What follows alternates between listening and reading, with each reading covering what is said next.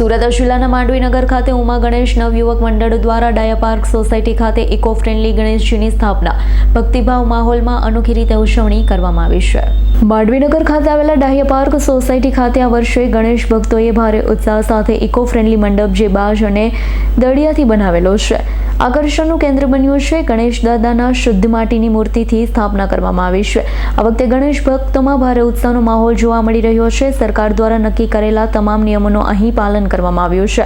CCTV camera, સ્વચ્છતા, eco friendly માટીની મૂર્તિ વગેરેનું યોગ્ય રીતે પાલન કરવામાં આવી રહ્યું છે। તેમજ મંડપમાં સુંદર રોશનીનો શણગાર પણ કરવામાં આવ્યો છે। માંડવીનગર જાણે ગણેશ દાદાના રંગે રંગાયું છે।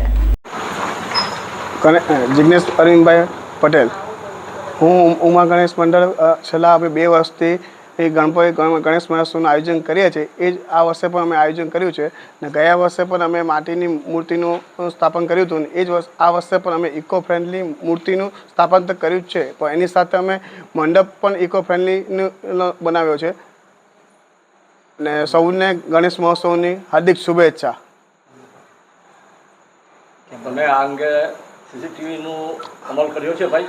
હા, અમે સરકારની ગાઈડલાઇન્સના અંદરમાં જે પણ નિયમો હતા, સીસીટીવી કેમેરા માંડીને જે ઇકો ફ્રેન્ડલીના જે પણ નિયમો હતા તે તમામ નિયમોનું પાલન કરીને કર્યા છે। જીતેન્દ્ર સોલંકીનો રિપોર્ટ, S9 ન્યૂઝ, માંડવી। અમારી તમામ માહિતીથી અપડેટ રહેવા માટે જોડાયેલા રહો S9 ન્યૂઝ સાથે।